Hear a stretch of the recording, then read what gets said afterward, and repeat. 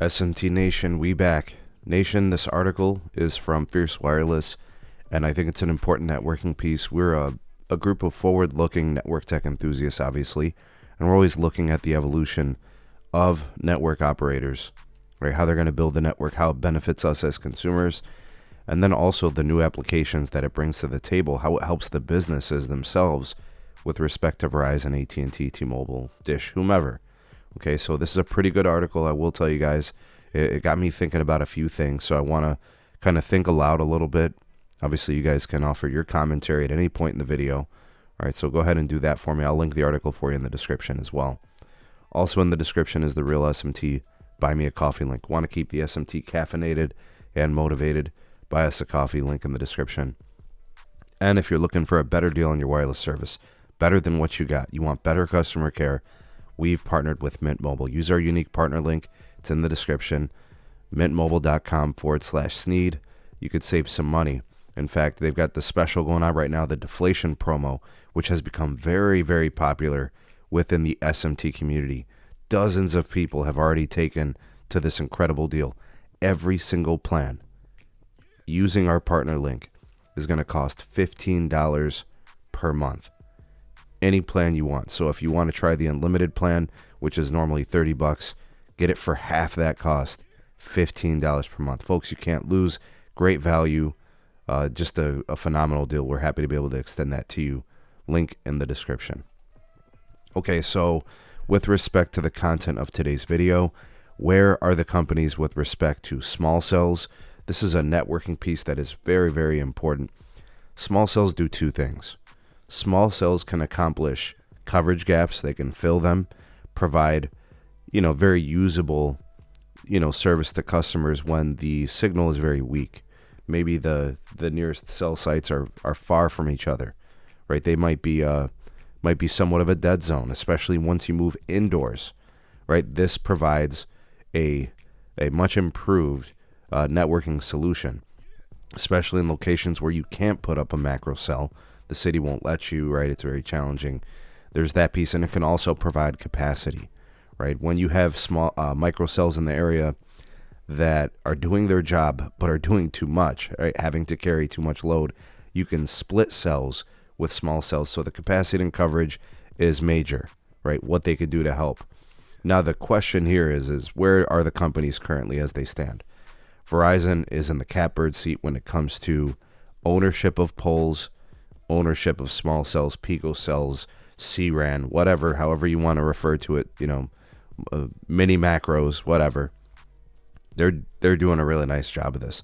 AT&T does it a little bit as well, but they've kind of pulled back a little bit. We've seen them slow down. T-Mobile doesn't really have much of a presence. They have a plan, right, to increase that build, right, and enhancing their network with small cells. But really what we're looking at here is a tale of two stories here.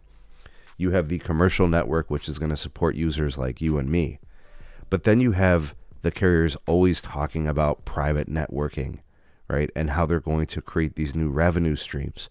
This is where small cells come into play as well, in which carriers can double dip, provide the coverage and the capacity enhancements for users like you and me that are on the regular commercial mobile network, but then they can also do some things for private networks near businesses and enterprises for this type of use case.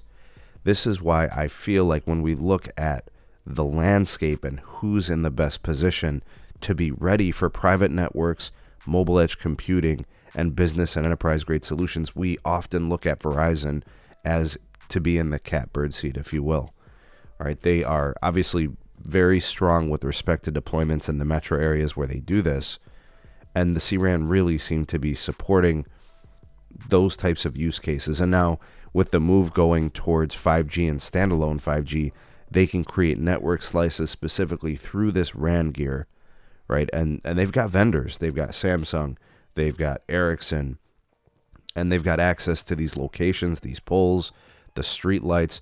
Pretty much all that's really left to do for Verizon, right? Because they have access to the fiber, because they have access to the locations and the infrastructure, to them it's just about strategically, getting things to the vendor relationships that they have is just creating the networks for enterprise business and wherever it makes sense for capacity for their current customers on the commercial network.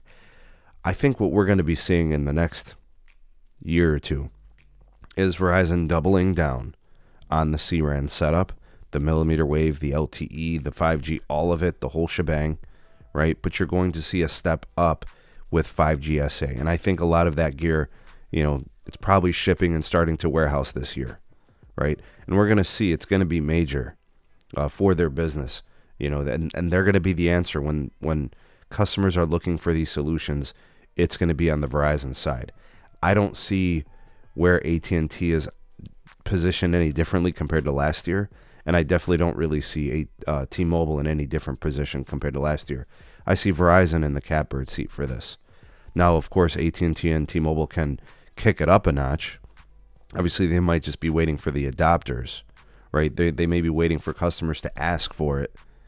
But the thing about this is you're going to put yourself, when these companies open the door and are looking for the solution, who's got it ready and who's doing it now, and it's going to be Verizon. Because Verizon is doing it for two entities. They're doing it for their commercial network, for their current wireless customers, and they can easily do it for their business and enterprise grade. So be on the lookout for this to kind of change for T-Mobile and I guess to a lesser extent AT&T moving forward. But Verizon will be the incumbent in this. All right, what do you guys think? Sound off in the comment section below. You are the voice of the people, the SMT Nation. Let your voice be heard.